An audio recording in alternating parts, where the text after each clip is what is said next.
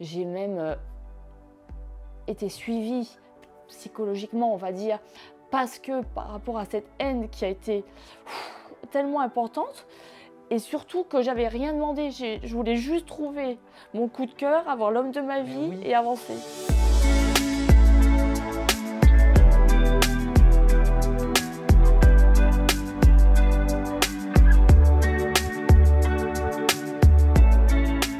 Bonjour Jessica. Salut, ça va? Bah ouais, ça va super bien. Mais c'est à toi qu'il faut demander ça. Bah, je vais bien, nickel. C'est vrai? Oui. Bon, Jessica, on t'a tous découvert, c'était sur M6, c'était dans la 7e saison de Tout à fait. Mariée au premier regard, dans laquelle tu rencontres un inconnu et à qui tu dois dire oui, s'il te plaît, logiquement.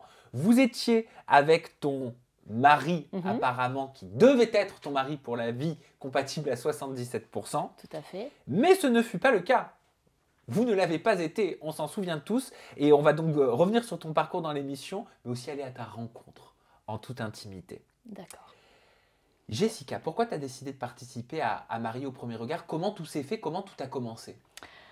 Alors, tout a commencé après une défaite encore avec les hommes.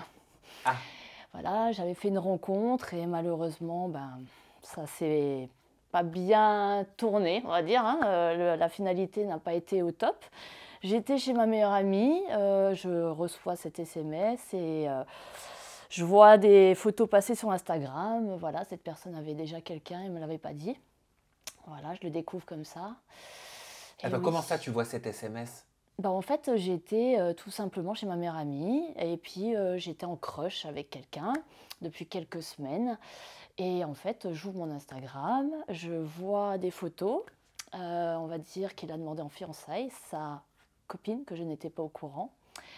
Et puis, voilà. Mais tout ça sans rien te dire, bien sûr. sûr. Je ne savais pas, bien sûr que je ne savais pas. Mais au moment où toi, tu découvres ces messages sur Instagram, enfin ces photos sur Instagram, toi, tu étais encore en crush avec lui? Ah oui, bien sûr, bien sûr. Ah d'accord. Voilà, et donc, voilà, on a eu un petit échange et puis il m'a dit oui, voilà, je voulais un petit fun avant le grand saut. Voilà. Mais comment on se remet d'un truc pareil, d'une info pareille? Bon, après, ça faisait que quelques semaines, donc je pense qu'au bout de quelques années de célibat, je ne suis pas à ma première déception amoureuse. Et que, voilà, on se relève, on chiale un bon coup, et puis on se dit, un de plus, et puis on repart de plus belle. Sauf que le soir-là, je regardais Mariée au premier regard, saison 6. À la fin de l'émission, il y a le casting qui arrive, et je dis à ma meilleure amie, je dis, donne-moi l'iPad, j'en ai marre des connards. Je m'inscris. Elle me dit, tu vas pas faire un truc comme ça. Je dis, j'en ai marre des connards, je dis, ça veut pas dire que je m'inscris, que je suis prise.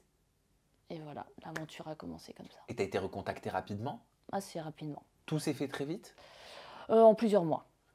Ça ressemble à quoi, les étapes de Mariée au premier regard, quand on va participer à une telle aventure? Quand on va mettre quelque part, comme ils le disent, l'avenir, son propre avenir, entre les mains de la science? Alors, tu as plusieurs ateliers, je ne peux pas donner plus de détails parce que voilà, il y avait quand même un contrat là, voilà. Mais tu as des ateliers, tu rencontres beaucoup d'experts, on va dire que moi, toute l'énergie, il me la prenait puisque tu te dévoiles complètement, tu es complètement à nu devant des inconnus, faut le dire. Tu te poses certaines questions, qu'est-ce que tu aimes, qu'est-ce que tu n'aimes pas, comment tu te projettes, ton passé, tes déceptions. Il y a plein de tests et sur plusieurs semaines, plusieurs mois. Et tu attends qu'un jour on t'appelle et puis si tu as quelqu'un en face de toi ou pas, quoi. Mais tu avais dit quoi alors comme critère? Tu voulais qui en face de toi? Est-ce que tu avais des facts qui étaient rédhibitoires? Alors, rédhibitoire. Alors, moi, au fur et à mesure des années, on évolue en tant que femme, nos envies évoluent aussi. Et ce que j'aurais demandé à 20 ans, je ne l'ai pas demandé à 40. J'avais 39 exactement quand je me suis inscrite. Et c'est important. Voilà, à la liseré de mes 40 ans. Et j'avais simplement dit, moi, je veux rencontrer un homme sincère qui a envie vraiment de s'investir. Bien sûr qu'au niveau des critères, on va dire, marié au premier regard, il y a regard, donc il y a physique aussi. Donc j'avais donné mes envies du moment. Mais quand je regarde sur les longues années que j'ai passées en célibataire, j'ai eu plusieurs types d'hommes différents, on va dire, que j'ai rencontrés. certains étaient vraiment sortis d'un magazine, on va dire ça comme ça, Genre des bombes. des bombes. Ok. Et d'autres qui avaient mais un truc, tu pouvais pas expliquer, tu étais attiré comme un aimant, ils avaient un charme de ouf, ils avaient un charisme, et puis donc j'avais pas forcément, on va dire, un truc très carré, très Ouais, t'avais précis. pas un cahier des charges, quoi. Voilà, c'est ça. La seule chose que j'avais demandé à la production, j'avais dit, et aux experts, j'avais dit, écoutez, moi j'attends vraiment d'avoir un vrai coup de cœur. Voilà, je vous ai donné ce que j'attends. Maintenant, c'est vous, les pros, faites peut-être en sorte de me trouver le partenaire, pas idéal, parce que personne n'est idéal dans la vie, mais qui s'y approche. Alors, quand tu vois Pascal au Mm, premier regard, mm, d'accord, mhm. qu'est-ce que tu te dis vraiment au premier regard? Tu te tournes, tu le vois, tu te dis quoi? Alors, quand j'arrive derrière ce fameux rideau, on est hyper stressé, il faut le savoir déjà, donc beaucoup d'émotions qui montent, le rideau s'ouvre, je vois Pascal. Alors, pour être entièrement honnête, et j'ai toujours été authentique, c'est vrai qu'au premier abord, Pascal n'était pas le genre de style d'homme que j'avais d'habitude. Mais après, je me suis dit, je suis dans une expérience humaine, j'ai 77% de compatibilité avec cet homme. Je dis, moi, je ne le connais pas à ce moment-là. Ça fait 5 minutes qu'on est un en face de l'autre. Par contre, il m'a mis tout de suite hyper à l'aise. On a rigolé tout de suite parce qu'on a le même genre d'humour, Pascal et moi. Et je me suis dit, écoute, dans la vraie vie, t'as pas trouvé. Laisse faire le truc. Il y a un truc qui se passe et un truc qui se passe. Il n'y a pas d'alchimie, il n'y a pas d'alchimie, mais il fallait que je le vive. Ben, parce que j'allais te dire pourquoi avoir dit oui si au premier regard tu te dis il ne correspond pas déjà physiquement, tu vois? Est-ce que quelque part il n'y a pas un truc au fond de toi qui te dit bon mais en fait si je dis non mais l'aventure elle se stoppe là? C'est vrai qu'il n'y a jamais eu Alors, le cas dans Marie au premier regard. je m'en souviens pas de ça. Ça, je m'en souviens pas. Mais en fait, le truc, c'est que je me suis dit, cette personne a fait le même chemin que moi pendant des semaines et des semaines, des mois même d'ailleurs. Pourquoi dire non et s'arrêter sur ça? Voilà, tout simplement. Et franchement, je ne regrette rien d'avoir dit oui parce que Pascal est quelqu'un, je l'adore, on s'entend très bien. Voilà, j'ai découvert une super belle personnalité. Après, ben, on était tous les deux mutuels et ça, ce qui était très bien, c'est qu'on avançait ensemble. Ça veut dire qu'il n'y en avait pas un qui attendait plus que l'autre, parce qu'il y a beaucoup de choses que vous n'avez pas vues, forcément, on ne peut Ah pas ouais, bah, on tout va en parler. montrer, mais il n'y a pas eu de trucs malsains, il n'y a pas eu... Voilà. Franchement, j'ai eu une belle découverte avec Pascal. Par contre, de son côté, Pascal, un petit peu comme toi, il avait confié, j'avais demandé une brune qui habite à côté de chez moi et qui ne fasse pas de compétition de fitness. On m'a amené une blonde qui habite à 800 km et qui fait des compétitions de fitness. Ils sont où ces 77%? Ah bah écoute, je suis contente que tu arrives sur ce sujet parce qu'effectivement, on en avait parlé aussi après en off, juste après le mariage. Il me dit, écoute, je te le dis, c'est vrai que au niveau de mes critères, j'attendais une petite brune, etc. Il le dit dans plusieurs magazines d'ailleurs. Et je lui dis, écoute, voilà, on va voir au fur et à mesure qu'on va apprendre à se connaître. Qu'est-ce que c'est les 77%? Mais on les a découverts au fur et à mesure. Il y a plein de choses. C'est pour ça qu'on est encore en contact aujourd'hui. Mais voilà, au niveau de l'humour, alors là, on a le même type d'humour. On pouvait terminer nos phrases. Vraiment, c'était vraiment une très belle complicité, mais amicale. Vous ressentiez la même chose donc des deux côtés.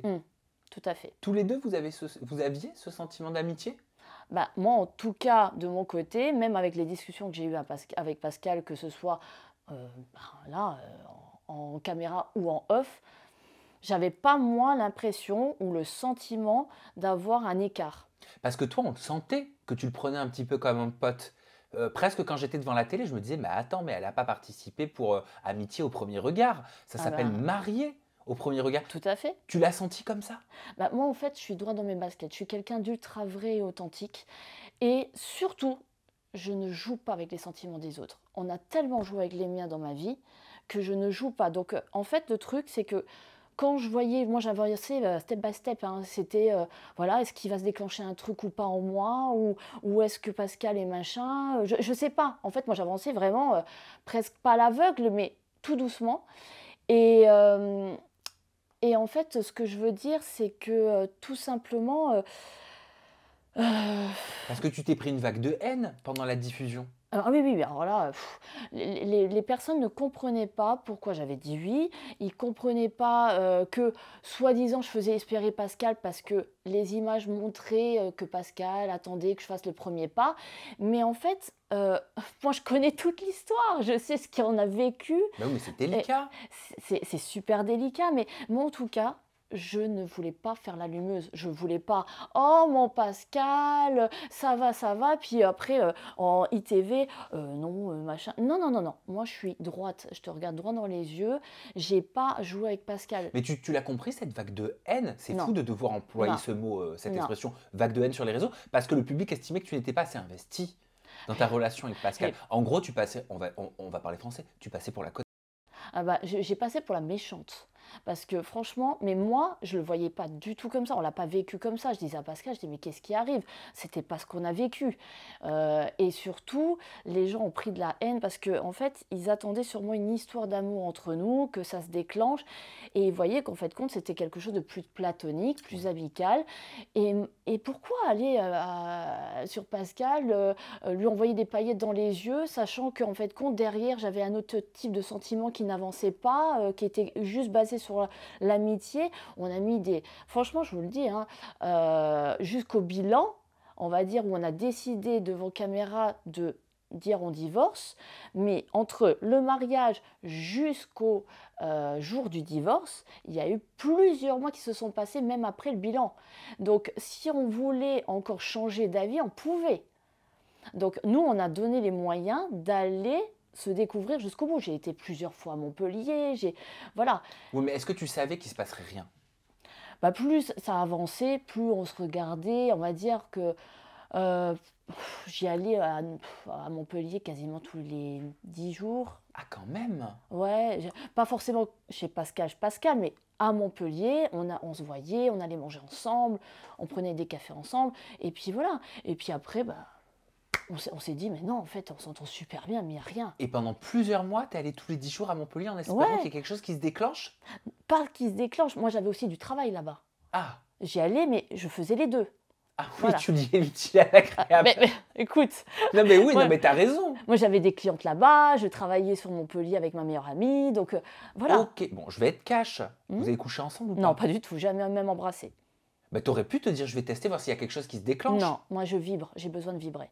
Ah oui, mais je comprends, hein. Ah, moi j'ai besoin d'une alchimie, j'ai besoin que quand je regarde l'homme que j'ai en face de moi, mon corps il parle de l'intérieur. Mais est-ce que lui, tu sentais que la porte était ouverte si tu l'as accepté? Je pense pas. Est-ce qu'il t'a fait ressentir qu'il voulait plus? Non, il était vraiment bah, en tout cas, moi en tant que femme là aujourd'hui, avec le recul, non, j'ai pas ce ressenti que il a mis un pas de plus. Et t'étais pas attiré par lui? Bah non. T'avais pas, tu sais, ce truc qui fait, ça s'explique pas une attirance, hein, quand t'as envie de quelqu'un.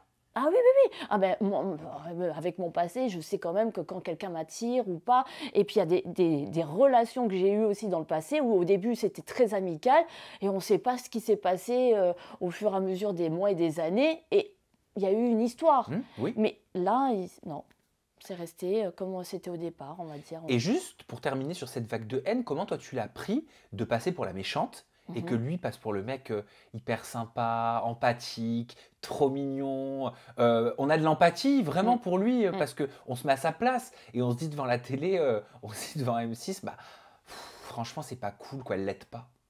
Bah, c'est pas l'idée, c'est juste deux humains qui, je vais pas non plus faire des choses que je n'ai pas envie et vice-versa. Et je vais pas lui faire des faux espoirs. Moi, je joue pas, comme j'ai dit, les sentiments. Moi, j'ai trop souffert dans ma vie avec des mecs. C'est pas pour faire l'inverse à quelqu'un d'autre. Bah oui, mais je la comprends pas dans ce cas cette vague de haine. Bah, moi, je la comprends pas non plus, hein. Moi, on me disait, je le dis clairement, va crever avec tes chats, prends ce qu'on te donne, t'es qu'une... je vais te vomir dessus tellement t'es dégueulasse. Mais j'ai eu des choses immondes. Pascal est un homme trop bien pour toi, mais Pascal est un mec génial. Mais juste, j'ai le droit de vibrer ou pas. Bah bien sûr. C'est mon droit, quoi. Mais oui, mais il te rassurait, il te disait quoi Pascal quand il y avait les diffusions? Mhm. Parce que lui il avait quand même, attention, hein, c'est pas lui qui est responsable du montage. Ah non, non, non, Mais non. dans cette situation, il avait le rôle le plus confortable. Bien sûr, mais Pascal, je ne vais pas parler pour lui parce que ça a toujours été des choses où on s'est dit, s'il y a des choses à dire, on le dit, etc. Je ne vais pas parler pour lui, son ressenti, mais c'est vrai que moi, à côté, j'ai subi. Mais Vraiment, oui, j'ai rien dit à mes parents, j'ai enlevé tous les réseaux sociaux à mes parents, je voulais absolument pas qu'ils comprennent ce que j'étais en train de vivre. J'ai même été suivie psychologiquement, on va dire, parce que par rapport à cette haine qui a été tellement importante, et surtout que j'avais rien demandé, je voulais juste trouver mon coup de cœur, avoir l'homme de ma mais vie oui. et avancer. Mais je sais, Jessica, c'est pour ça que je cherche à comprendre, mais je savais pas que ça te faisait si mal, tu me fous les larmes aux yeux. Bah, en fait, les gens ne comprennent pas, et je suis désolée de le dire, je vais être peut-être très cash et peut-être moins classe sur le moment, mais je dis il faut avoir des couilles pour faire cette expérience. Excusez-moi, c'est comme ça, il faut avoir des coronesses pour pouvoir faire cette expérience, mettre sa vie sentimentale. Alors bien sûr, il y a plein de gens qui disent « Ah, mais elle est belle, elle a tout, elle est machin, elle est entrepreneuse ».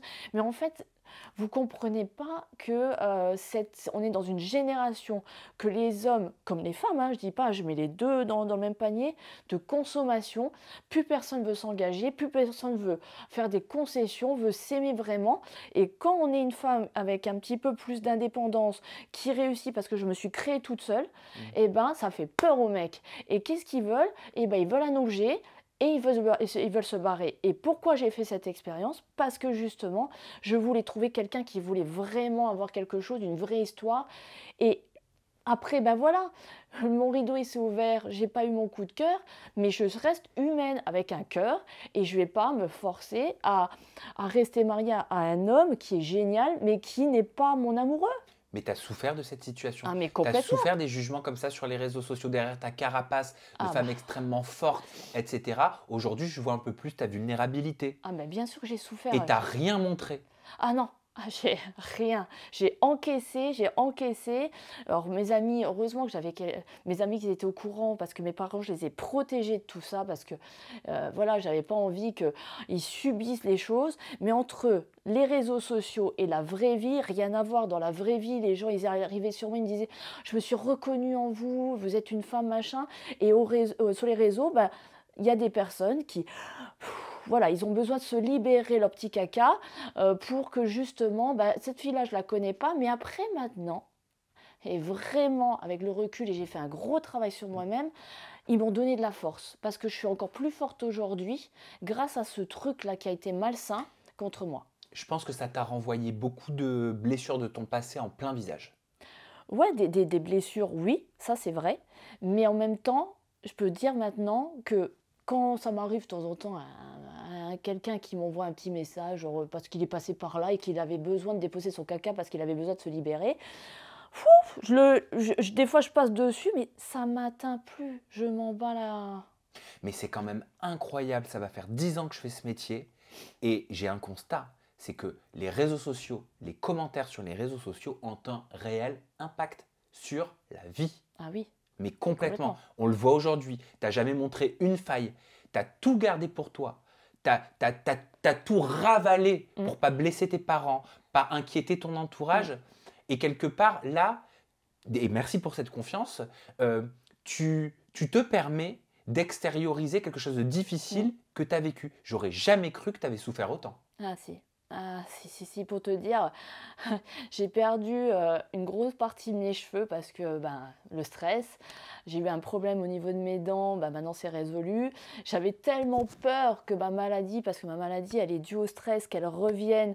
J'étais là, je dis non, non, non, trouve des solutions, faut que ça sorte, faut que ça sorte. J'ai trouvé justement, bah, je me suis encore plus dépassée dans le sport, j'ai repris ma vie hyper carrée et maintenant ça glisse. Voilà, le premier qui arrive sur mes réseaux sociaux qui veut déposer son caca, bah, qu'il y va, mais moi ça me passe bien au-dessus, quoi. Hmm. Pourquoi tu avais peur que ta maladie elle revienne? Parce que c'est une maladie qui est due au stress, quand t'es quand t'es quand t'es pas bien, en fait, l'intestin, c'est ton deuxième cerveau. Ah oui. Oh. Et automatiquement, c'est une maladie qui se déclenche en crise. Et j'avais tellement peur de ça parce que je sais ce que j'ai vécu il y a 10 ans de ça, C'est une rectocolite, c'est ça? hémorragique. Hémorragique. Quelles sont les conséquences? Bah, en fait, c'est une inflammation de l'intestin, ce qui veut dire que tu as des poussées, des douleurs tellement, moi combien de fois mes employés, il y a des années de ça, parce que maintenant ça fait 12 ans que je suis ouvert, au début quand j'ai ouvert, ils me retrouvaient des fois au sol plié en quatre parce que tellement que j'avais mal dans mon ventre et surtout, ben, tu perds du sang. Donc tu es en anémie tout le temps, T'es fatigué? t'es épuisé, voilà, et j'avais tellement peur que ça se redéclenche parce que je sais que ma vie sociale était complètement terminée toute cette période-là, je sortais plus. Voilà, ça t'arrive à n'importe quel moment. Tu devais même t'empêcher de rencontrer, d'avoir des relations, de t'ouvrir aux personnes qui voulaient t'ouvrir une porte, une fenêtre. Alors, quand j'ai eu mes premiers symptômes de cette maladie, j'étais encore avec mon ancien conjoint. Et donc, quasiment 1 an et demi après, on s'est séparés, mais pour d'autres raisons. On s'est très, très bien séparés, c'était juste l'amour qui s'était étouffé. Mais c'est vrai que j'ai eu beaucoup de mal à me remettre dans la vie sociale à cause de ça, tant que j'arrivais pas à trouver mon équilibre. Et c'est vrai que j'ai commencé à m'instruire un petit peu plus sur la nutrition, voir si je pouvais trouver des choses qui me soulagent différemment, plus naturelles que de prendre un traitement tout le temps. Et effectivement, c'est comme ça que je suis tombée, ben, voilà, dans la nutrition, dans les choses comme ça, et que à l'heure d'aujourd'hui, je suis devenue coach en nutrition. Parce que j'ai vu que j'avais trouvé des solutions, mon équilibre. Et j'avais de moins en moins de crises jusqu'au moment où ben, j'avais plus de crise. Et que quand j'allais faire mes tests, ils me disaient, il n'y a plus l'intestin qui est inflammé, vous êtes bien, continuez comme vous faites, etc., etc. Et maintenant, ça fait quelques années que je suis stabilisée. Elles étaient fréquentes, ces crises? Tous les jours. Tous les jours? Quand j'étais, ouais, tous les jours. Je sortais pas sans un sac de change. On ne sait jamais ce qui peut arriver. Donc, quand vous êtes en grosse, grosse, grosse crise, c'est chaud. Et la nourriture, ingérer de la nourriture, est-ce que ça devenait compliqué? Est-ce que ça provoquait aussi des crises? Ouais, parce qu'il y a des choses qui inflamment l'intestin, il y a des choses qui fermentent dans l'intestin, donc automatiquement, ben, ce que tu sais pas au début, alors j'ai commencé à faire une feuille, à dire, bon, ça j'ai mangé, nickel, ça, ah non, non, non, ça n'a pas été, tac, tac, tac, et j'ai commencé à retirer ce que j'avais, Ah voilà, oui, d'accord. Mais donc voilà. ça veut dire que tu perds quelque part la naïveté de la vie. Ben, sur le moment, tu cherches des solutions pour être mieux. Donc, Oui, tu te dis, ben, si je dois me priver de ça, ben, c'est pas grave, mais au moins, je peux avoir une vie sociale. exactement, mais tu es en contrôle de tout. Ou alors, il faut que je mange à telle heure parce que je veux aller à telle soirée tout à l'heure. Il ne faut pas que je puisse Il y avoir mal avait au des ventre. choses comme ça quand c'était vraiment le pic de la maladie, mais quand après c'est devenu moins fréquent, ça veut dire que c'était de moins en moins inflammé, etc., et que j'avais trouvé un équilibre, et ben là, je pouvais me permettre de faire des choses différentes. L'estomac, le ventre, tu l'as dit, et c'est vrai, c'est le deuxième cerveau du corps humain. Tout à fait. Qu'est-ce qui somatisait ce cerveau? Cette inflammation, elle venait d'où? C'était certainement une conséquence, cette inflammation. Ah oui, oui, Elle, oui. elle- elle venait d'une situation, elle venait d'un blocage, elle Ouais. venait de quelque part. Qu'est-ce qui faisait, Jessica, que tu étais si mal, que tu étais si stressée et qui t'a provoqué cette Alors, inflammation? je travaillais avant dans un autre salon de coiffure où j'y étais pendant 16 ans. Voilà, j'ai fait mon apprentissage, tout ça, pendant 16 ans.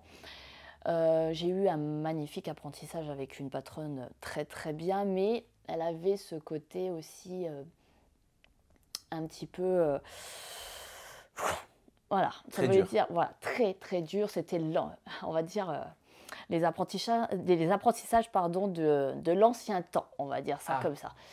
Ça veut dire, il en faut plus, toujours plus, toujours plus, toujours plus. Et comme j'étais quelqu'un, j'aime faire les choses pas parfaitement, mais très carré. Voilà, je suis carré dans ma vie, j'aime faire plaisir à l'autre, mais justement, ma patronne, quand je suis arrivée à 14 ans et demi, j'étais un bébé, donc elle m'a vu grandir et elle savait exactement comment me traiter, entre guillemets, pour que je lui apporte encore plus. Et des fois, ben, elle me disait, tu peux faire plus encore. Mais si tu y arriveras. Non, j'ai 2 clientes en même temps. Mais si tu y arriveras. Et en fait, je pense que le plus, plus, plus, plus, plus, plus, plus, un jour j'ai fait une cliente, je lui dis, on laisse poser.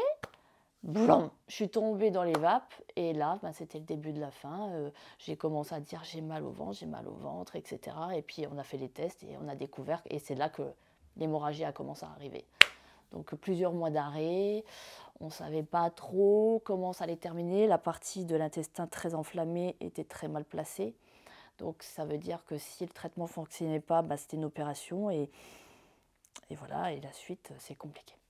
Et tu n'as pas fait l'opération, tu n'es pas passé par là. Je me suis secouée, j'avais 29 ans, je me suis secouée, j'ai dit, eh, tu vas t'en sortir, tu as 29 ans, ton mec, ben, vous arrivez quasiment à la fin d'une situation. Je dis, tu peux pas arrêter ta vie là.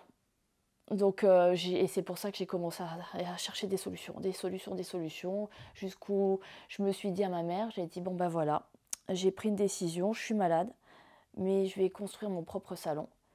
Alors ma mère, elle me dit, mais t'es folle. Salon de coiffure. Hein. Oui, salon de coiffure. Elle me dit, t'es folle. Elle me dit, t'es malade, tu vas pas faire ça, tu vas pas te foutre un stress en plus. Je dis, par contre, si je pars pas de là, je pense que j'arriverai plus jamais à... Je vais vraiment repartir, mais je ne pourrai plus jamais travailler de ma vie, j'aurai plus de vie sociale. Je savais qu'il y avait quelque chose en moi qui me disait, c'est maintenant, barre-toi. Et 6 mois après, j'avais trouvé le local et j'ai fait les travaux et j'ai ouvert en décembre 2012. C'est incroyable cette histoire parce qu'elle nous montre cette histoire que tu es en train de nous partager avec beaucoup de générosité, que quand on est face à l'adversité et que quand on est face à une situation compliquée qu'on croit qui ne peut pas se régler et qui est vouée à l'échec, souvent ça nous pousse dans nos retranchements et ça permet de vivre des moments incroyables, magnifiques, audacieux. Ah oui, c'était audacieux, c'était fou même, parce que là tu sors de ta zone de confort, quoi, complètement. Tu es là, tu te dis, ok, voilà la situation, pam, pam, pam, pam, pam, ça te convient plus parce que bah, y a plus rien qui va. Tu as ça, tu pars à l'inconnu, tu sais absolument pas si ça va fonctionner. En plus, tu n'es pas opérationnel à 100%, mais vas-y, parce que d'un autre côté, tu sais que ce que tu veux plus, ça te rend malade. Et j'ai sauté le pas et voilà. Ah, tu avais très conscience de tout quand même. Hein. Ah ben, j'ai grandi vite. Dans ma tête, j'ai mûri très très vite. Et c'est pour ça qu'après, est-ce que c'est un peu comme une revanche quand tu te mets dans le sport à fond, dans le fitness? Tu as fait une compétition pour Miss Univers Fitness. Tout à fait. Donc en fait, toute cette étape, voilà, j'ai ouvert en décembre 2012. 3 ans après, j'ai agrandi, j'ai fait une deuxième société. Je suis tombée dans le sport quelques années à mes 36 ans. Donc exactement, bon, dans le passé, j'ai fait du karaté, j'ai fait du self-défense. Mon papa, il voulait absolument que sa fille sache se battre. Oui, il paraît même que ça t'a déjà servi. Oui, malheureusement, ça m'est déjà servi et je pense que le mec pense encore à moi. Mais qu'est-ce qui s'est passé? Je ne peux pas rentrer trop dans les détails, mais on va dire que voilà, il y a eu un petit... Je pense que j'aurais eu un truc très très grave si... Okay. Je ne veux pas rentrer dans les détails. Bon, t'étais tombé sur un psycho qui a voulu certainement te faire des choses qu'il ne fallait pas. Voilà, plutôt 2. Ok, à 2? 2. Et en fait, je me suis dit dans ma tête, Jess, c'est le moment ou jamais, tu tapes. Et en fait, j'ai commencé à cogner. Et l'autre, il est venu et puis il a juste dit, je me souviendrai toute ma vie, il a dit, celle-là, on ne l'aura pas. Donc voilà, je ne rentrerai pas plus dans les détails. Oui, voilà. bah, je me doute parce que ça doit être traumatisant. Alors j'ai été traumatisée, oui et non, mais j'étais spécialisée à l'époque un petit peu plus dans... J'aimais les combats. Donc d'un autre côté, j'ai eu l'adrénaline qui m'a... on va dire, sur le moment, j'avais peur. À l'intérieur de moi, j'étais meurtrie de me dire, ouf, c'est une situation pas cool. J'avais quoi, 15-16 ans. Donc je me souviens plus, 15 ans je crois exactement, pas bien, mais je dis mais là il faut que tu te mettes en condition et j'ai commencé à taper. Mais c'est important, Jessica, de savoir se défendre physiquement, d'apprendre à se défendre physiquement? À l'heure d'aujourd'hui, mais carrément en tant que femme. Mais en tant que femme, oui, parce qu'avec tout ce qu'on entend maintenant de nos jours, on marche dans la rue, voilà, il y a plein de trucs, hein, on se fait siffler, des fois on peut même se faire taper par une femme, hein, je ne dis pas que les hommes, hein, mais ça me donne une confiance en moi que peut-être que, voilà, à l'intérieur je suis morte de peur, mais en tout cas, je ne sais pas pourquoi, ça me donne la niaque de me dire, ok, t'analyses, en fait quand tu fais un sport de combat, t'analyses tout ce qui t'arrive sur le moment, tu te dis, ça c'est pas normal, ça machin, tac, tac, tac, tac, comment tu peux t'en sortir? Dans ta tête, ça va tellement vite. Et après, si physiquement on touche, entre guillemets, là, tu exploses. Après, la personne en face, c'est soit elle sait se battre aussi, et puis là, ça pose un problème, soit elle sait pas se battre, et puis tu prends le dessus. Quelle expérience et Bah, quelle histoire aussi. Vraiment, je ne savais pas que j'en allais apprendre autant. Euh, Quand tu décides de faire de la chirurgie esthétique, quand mhm, tu décides de refaire ta poitrine, c'est parce que c'est un complexe que tu avais depuis longtemps, mhm, c'est parce que tu estimes que ça y est, tu as l'âge, tu as assez confiance en toi, c'est mûrement réfléchi. mhm. Comment tu prends cette décision? Ben écoute, j'ai toujours été plus jeune, on va dire, je m'habillais toujours assez large, pas très très féminine, rien à voir avec la femme d'aujourd'hui. Je me cachais assez beaucoup. Ouais, j'étais plutôt en retrait. J'étais une jeune femme plutôt en retrait. Et, et on va dire que les personnes autour de moi à l'époque m'appelaient la planche à pain. T'as les omoplates qui sont devant ou derrière, je comprends pas. Bon bref, la jeunesse quoi. Et au fur et à mesure que j'ai grandi et que je suis arrivée à dans mes 30 ans, juste après, je disais à ma mère, ma mère, elle avait une boutique de lingerie. Enfin, donc forcément, je la voyais, elle mettait dans mes soutiens-gorge des renforcements pour que j'ai l'air à peu près, on va dire. La pauvre, elle se battait avec moi. Je dis, ouais, j'ai pas de poitrine, je suis pas féminine et tout. Et un jour, je la regarde, je dis, allez, je passe le cap. Et ça a été la plus belle décision de femme de ma vie. Franchement, c'était top. Ça a changé ma vie de femme. Voilà. T'as fait un lapsus, Ouais. mais complètement, oui, je peux te comprendre. Après, chacun le vit à son échelle, à Ouais. sa manière. Et le but de ce discours n'est pas de pousser, bien sûr, à la chirurgie esthétique, mais de comprendre en tout cas Mm. pourquoi toi, Ouais. tu l'as fait, tout simplement. Voilà.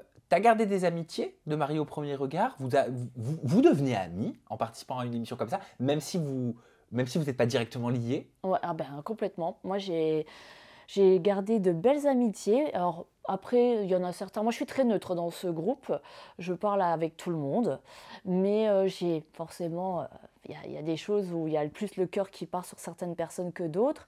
Mais voilà, je suis assez neutre. Voilà. Moi, demain, tout le monde peut m'envoyer un message. Je voulais te montrer un petit extrait vidéo. Parce que je sais que tu es ami avec Jeff Mhm, de Marie au premier tout regard, à qui lui fait. s'était marié à Pedro. C'était en Oui, saison 7, hein. tout à Bah, fait. c'était Tout à fait. la même saison que toi.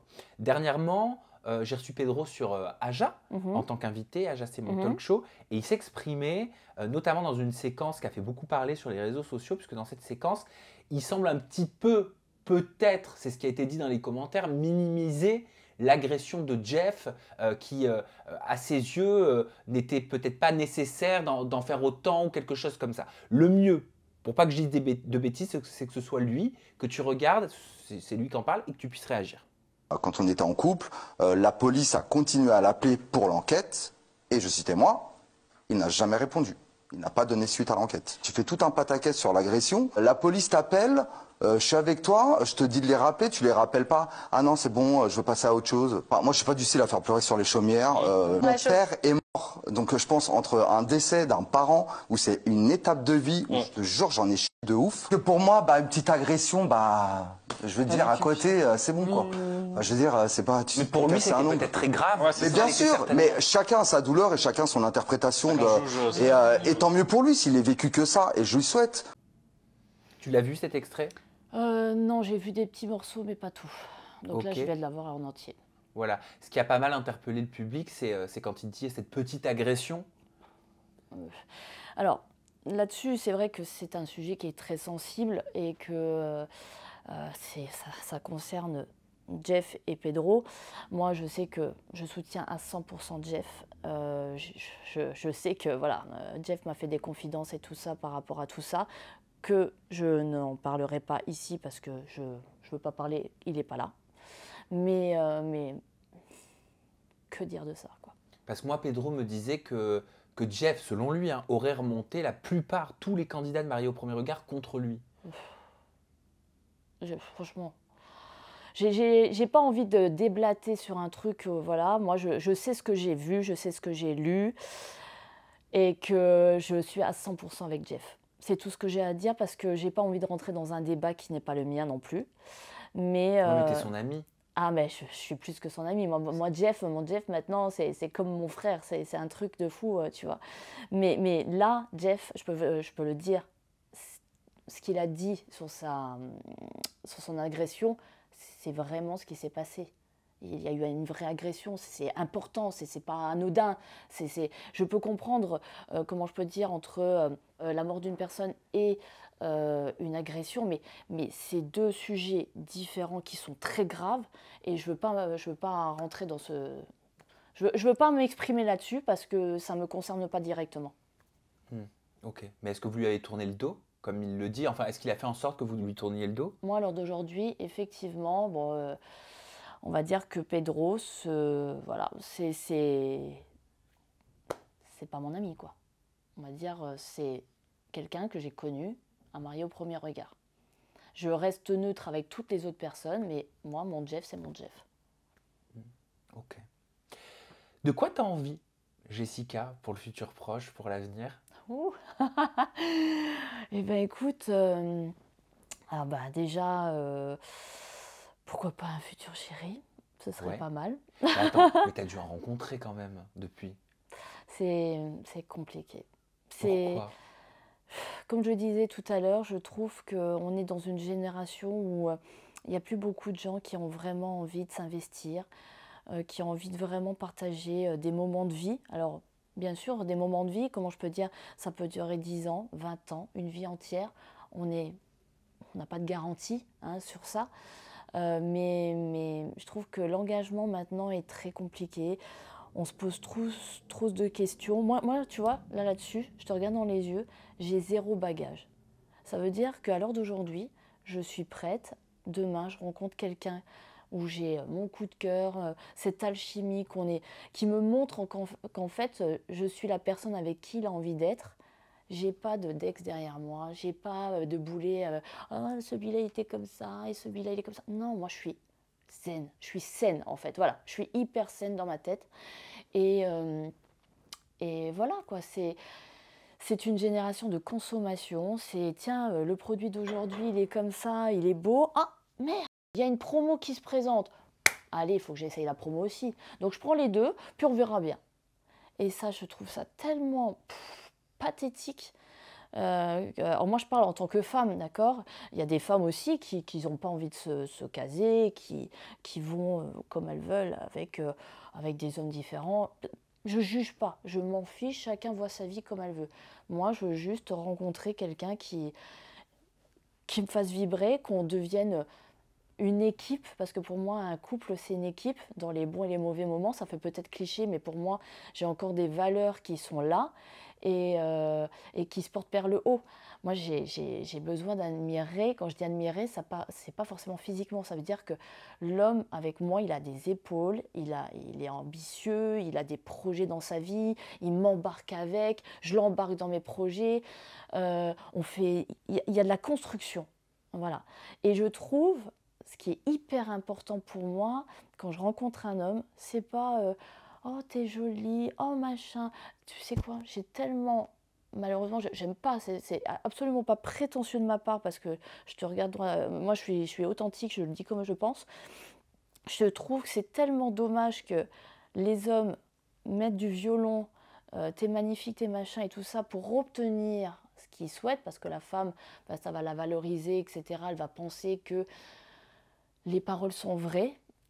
Et moi, c'est les actes. C'est un SMS. Écoute, j'ai du boulot à mourir cette semaine, mais tu me manques. On va s'accorder même un café cette semaine. Je m'en fiche, je veux te voir. Je vais faire 100 km pour toi ou même 800 km. Je m'en fiche totalement. Je suis quelqu'un, je peux faire la voiture comme je veux pour l'homme que j'aime. C'est ça que j'ai envie. J'ai envie qu'un mec me montre qu'en fait, je compte dans sa vie et qu'il est prêt à me faire une place. À l'heure d'aujourd'hui, c'est je te mets la pommade comme tu veux, je veux obtenir l'objet, le trophée, entre guillemets, puis après, du jour au lendemain, tu sais, je suis pas prêt, j'ai encore mon ex dans la tête, je sais pas où j'en suis à l'heure d'aujourd'hui. Puis en fait, il en a 3-4 sur le coude, quoi.